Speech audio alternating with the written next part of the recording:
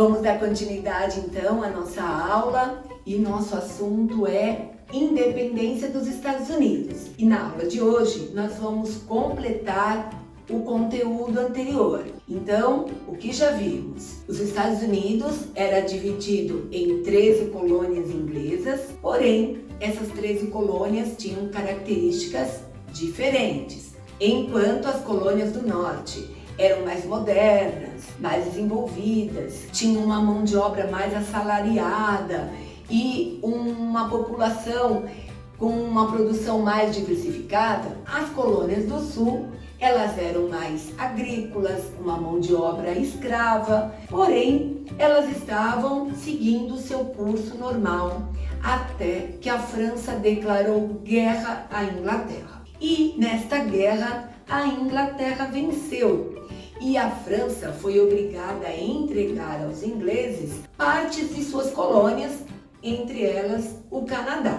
A Inglaterra, apesar de ter vencido essa guerra, acabou tendo prejuízos, que é natural depois de um conflito tão duradouro. E aí a Inglaterra resolveu que as suas colônias da América do Norte iriam pagar esse prejuízo. E a maneira melhor encontrada foi aumentar os impostos das colônias. Aumentou impostos bem derivados. Acabou aumentando o imposto do chá, do açúcar, acabou cobrando o imposto do selo. Eram impostos que acabavam obrigando as suas colônias na América do Norte a comercializar somente com os ingleses. E é claro que essas medidas acabaram desagradando os colonos, principalmente das colônias do norte, e começaram a se manifestar contra o governo inglês. E então,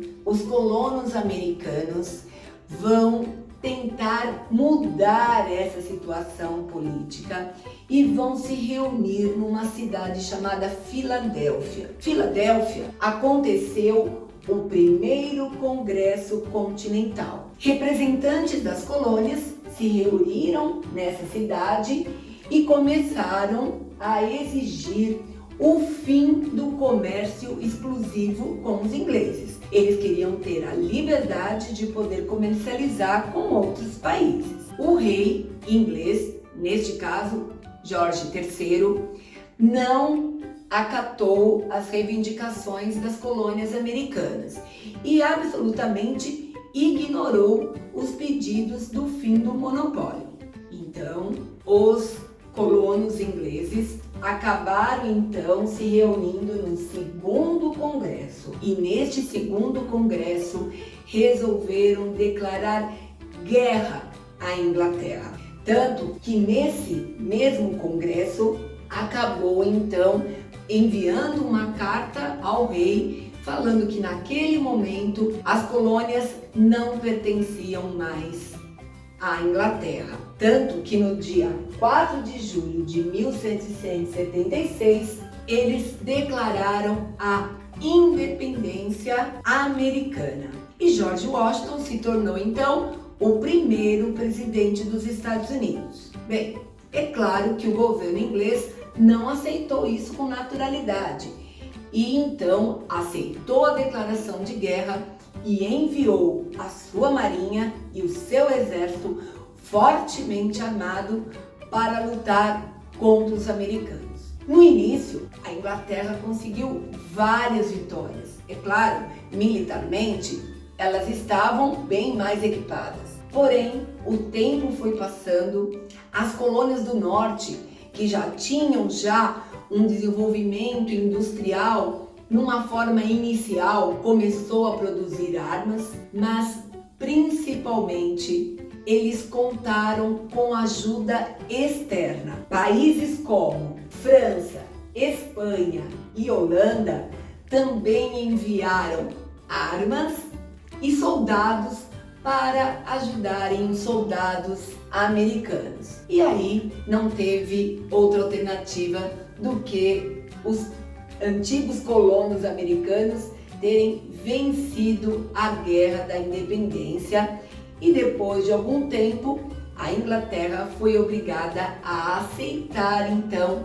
a sua derrota e aceitar agora o que eram colônias inglesas em estados americanos. Bem, depois que você se torna independente, você precisa de uma constituição própria. A partir dali, agora vai se desvincular politicamente da Inglaterra. E aí nós vamos ver então o que foi elaborado na primeira Constituição dos Estados Unidos da América. A Constituição, ela foi tão importante que ela vigora até hoje. Com o tempo, houve acréscimos de algumas leis, mas a base da Constituição, ela se mantém. Então, o que a gente percebe que a gente merece destacar neste caso? Primeira coisa, direitos políticos e civis. Essa Constituição teve muita influência dos filósofos iluministas. Na verdade, todo o processo de independência foi praticamente influenciada pelos iluministas europeus. Então, nada mais do que normal que a Constituição americana tenha a sua base o iluminismo europeu. E aí a gente percebe direitos políticos e civis baseados nos direitos humanos que foram elaborados anteriormente na Europa. Então, todos têm direito à propriedade, todos têm direito à liberdade de imprensa, todos têm direito à felicidade. Então, são direitos dos cidadãos americanos. Outra parte importante da Constituição: os Estados Unidos da América serão uma república federativa presidencialista. E o que isso quer dizer?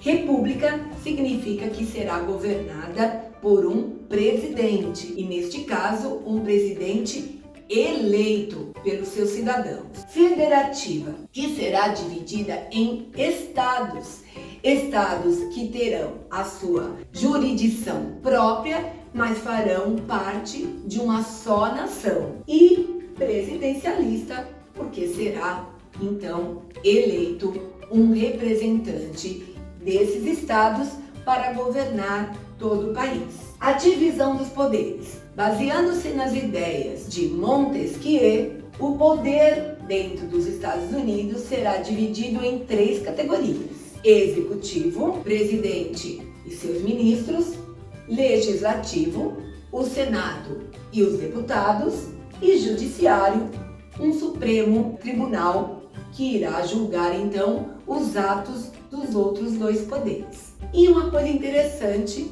que até hoje vigora nos Estados Unidos é a questão do bipartidarismo. O que isso significa?